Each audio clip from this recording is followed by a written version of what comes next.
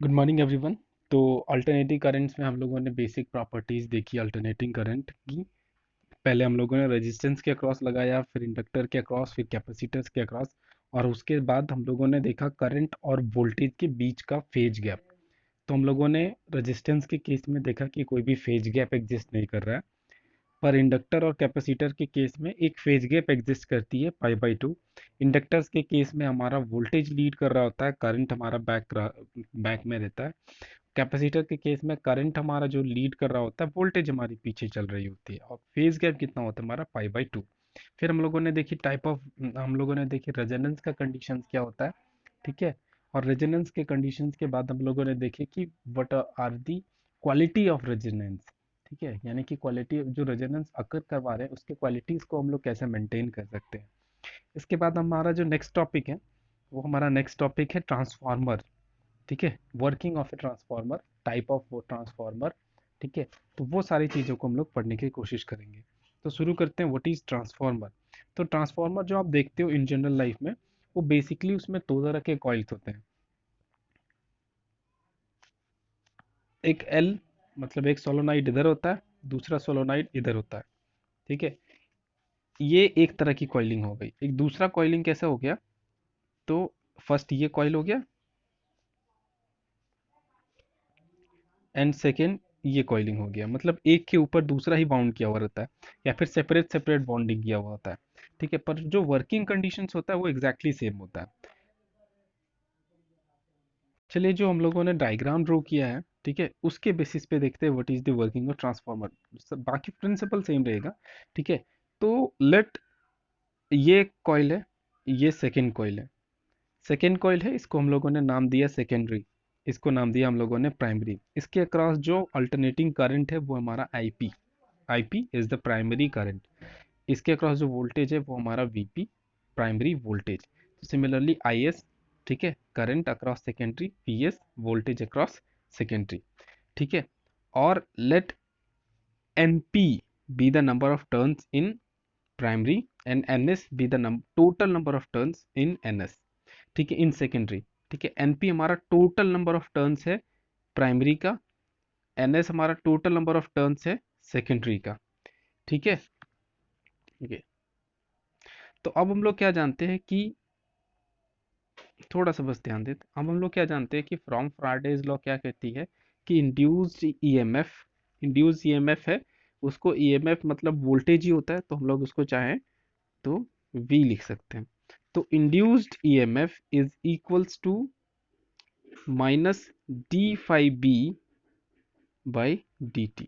N जो होता है टोटल नंबर ऑफ टर्न्स, किसमें टोटल नंबर ऑफ टर्न्स, आपने मैग्नेटिक फील्ड प्रोड्यूस करी। ठीक है, तो यहाँ पे जो कॉइल एग्जिस्ट कर रहा है उसमें कितने नंबर ऑफ टर्न्स है। ठीक है, क्लियर है। ओके, तो ये उसका टर्न्स है, और फाइव बी है जो मैग्नेटिक फील्ड प्रोड्यूस करने का काम कर रही है। अब अगर हम लोग यहाँ पे आ जाए, तो whatever the voltage produce across secondary, वो हमारा क्या है, V S, voltage across secondary is V S. तो वो कितने के बराबर हो जाएगा, तो will be equals to N S, number of turns हमारा एन एस में कितने हैं, तो कैपिटल एन एस है। ठीक है, total number of turn N S है, D five by D T minus N D five by D T. Clear है। तो जो वोल्टेज अक्रॉस सेकेंडरी होगा वो उसके टर्न्स के प्रोपोर्शनल होगा, वोल्टेज अक्रॉस सेकेंडरी, या फिर इसको सेकेंडरी क्या, voltage across any coil will be proportional to its turns. ठीक है, तो यहाँ पे अगर ठीक है, तो ये हो जाएगा V S is equal to minus N S d five by D t. तो अगर हम लोग सिमिलरली प्राइमरी के अक्रॉस वोल्टेज देखना चाहे, तो हम लोग क्या देखेंगे, प्राइमरी के voltage across primary is equal to minus, is equal to minus N P d five by D t. अगर इक्वेशन ए को इक्वेशन बी से डिवाइड करोगे तो आपको क्या मिलेगा, V S by V P is equal to N S by N P. V S हमारा क्या, voltage across secondary, voltage across primary is equal to N S, voltage number, total number of turns in secondary divided by total number of turns in primary. Clear है। ठीक है, तो हम लोग क्या देख रहे हैं कि जो भी वोल्टेज होगा, एक चीज यहाँ से ऑब्जर्व जो हम लोग कर सकते हैं वो क्या है कि जो वोल्टेज अक्रॉस कॉइल्स होते हैं वो उसके टर्न्स के सिमिलर होते हैं। ठीक है, तो आप सीधा सीधा अगर करते तो यहाँ से निकाल सकते थे, ये प्रोपोर्शनैलिटी का साइन यूज करते, whatever the voltage drop across secondary will be equals to some constant, ठीक है, and number of turns in secondary. तो सिमिलरली हो जाता प्राइमरी के अक्रॉस भी, K N P N P, इसको डिवाइड करते तो आपको फिर से यहीं पे रिजल्ट पहुंचते। तो आप क्या देख रहे हो कि वोल्ट, ठीक है, अब क्या देख रहे हो कि V S by V P is equal to N S by A P N P आ रहा है। इसको मार्क करके रख लेते हैं, इसको इक्वेशन नाम डाल दिया हम लोगों ने, equation C. Now let the transformer is 100% efficient. Then the total number of power at the primary get transferred to the secondary. अब हम लोग क्या मान रहे हैं कि कि जो हमारा ट्रांसफार्मर है, सपोज ये फर्स्ट कॉइल था, ये सेकेंड कॉइल था, ये हमारा प्राइमरी था, ये सेकेंडरी था। प्राइमरी सेकेंडरी में करंट इंड्यूस वोल्टेज इंड्यूस करने का काम कर रही है, और जो इंड्यूस का प्रोसेस है एकदम 100% है, ठीक है। तो उस सिचुएशन में जितना पावर इसके अक्रॉस होगा, उतना ही पावर वो सेकेंडरी के अक्रॉस डेवलप करने का काम करेगी। तो पावर प्राइमरी के अक्रॉस कितनी होगी, तो प्राइमरी के अक्रॉस वोल्टेज कितना है हमारा आईपी, सॉरी करंट हमारा आईपी, वोल्टेज हमारा वीपी, और यही हमारा पावर होता है। तो ये पावर है हमारा किसके अक्रॉस, प्राइमरी के अक्रॉस। तो जब इफिशियंसी 100% है, तो same current same power develop होगा उसके अक्रॉस, तो वो कितने के बराबर हो जाएगा, आई एस वी एस, ठीक है, यानी कि I P V S B P equal to I S V S.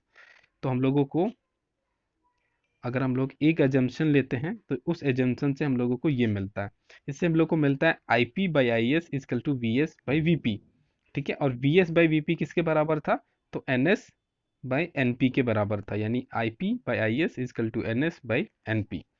ये हमारा सेकेंड प्रॉपर्टी हो गया, कि जो भी वोल्टेज अक्रॉस प्राइमरी और सेकेंडरी, जो भी current across primary and secondary होंगे, वो number of turns in secondary divided by number of turns in primary होगा। अब अगर एक वैल्यू मिसिंग है, एक वैल्यू मिसिंग है कहने का मतलब है, ये जो ट्रांसफार्मर है, ठीक है, अच्छा यहाँ पे ये जो ट्रांसफार्मर है उसमें सिर्फ आपको एक साइड का करंट पता है, आपको पता है कि आपने प्राइमरी के अक्रॉस करंट इतना दिया, वोल्टेज इतना दिया। आपको पता करना है कि सेकेंडरी के अक्रॉस करंट कितना डेवलप होगा, वोल्टेज कितना डेवलप होगा। तो आप सीधा सीधा ये फॉर्मूला यूज करोगे, ठीक है, और आप फाइंड कर सकते हैं। यहाँ से देखो आराम से फाइंड कर सकते हैं ना, I P will be, sorry,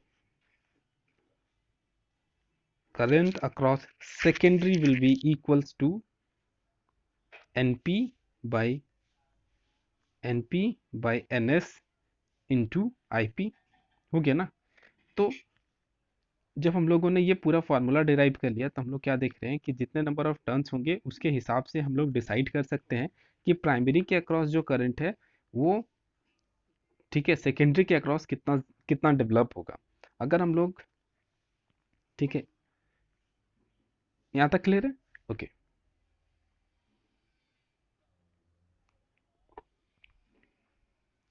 तो जो हम लोग यहाँ पे नोट डाउन करने वाली चीज़ है, ठीक है, जो यहाँ पे नोट डाउन करने वाली चीज़ है, क्या नोट डाउन करने वाली चीज़ है, कि आप देख रहे हो करंट अक्रॉस सेकेंडरी जब निकालते हैं तो N P by N S is equal to I P, ठीक है। करंट अक्रॉस सेकेंडरी, प्राइमरी में जो आपने करंट दिया, ठीक है, कांस्टेंट मान लो वैल्यू दे दी, और यहाँ पे एनपी बाई एनएस पे भी डिपेंडेंट है, जो भी नंबर ऑफ टर्न्स प्राइमरी पे है डिवाइडेड बाय जो भी number of turns in secondaries है। तो इसका मतलब है कि जो भी करंट और वोल्टेज आप सेकेंडरी के अक्रॉस दे रहे हो, जो डेवलप होगा वो कंट्रोल कर सकते हैं, किससे कंट्रोल कर सकते हैं, बाय नंबर ऑफ टर्न्स। आप number of turns in primary बढ़ा दो, number of turns in secondary घटा दो, तो आप क्या देखोगे कि current across secondary will be higher. उसके बाद सेकेंड केस आ जाओ, सेम चीज, voltage across secondary will be controlled by N S by N P, ठीक है, इनटू वीपी। तो अगर हम current number of turns across secondary बढ़ा दें और number of turns across primary घटा दें, तो हम लोग क्या देखेंगे कि जो वोल्टेज डेवलप होने का काम करेगी आपके सेकेंडरी के अक्रॉस, वो ज़्यादा डेवलप होगी, ठीक है। तो इस हिसाब से हम लोग ये एक चीज़ कह सकते हैं, ये एक चीज कह सकते हैं कि जो भी हमारा वोल्टेज और करंट होगा सेकेंडरी के क्रॉस, वो नंबर ऑफ टर्न से कंट्रोल किया जा सकता है।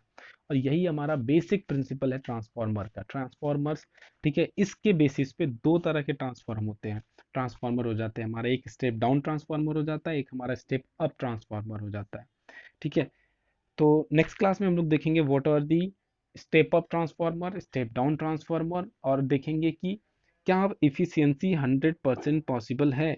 हम लोगों ने अभी लिखा कि अगर इफिशियंसी 100% होगी तो जितना भी, ठीक है, पावर प्राइमरी के अक्रॉस होगा उतना ही पावर सेकेंडरी के अक्रॉस डेवलप होगा। तो हम लोग ये चीज़ को भी वेरीफाई करने का काम करेंगे कि क्या सच में वेरीफी की इफिशियंसी 100% होती है।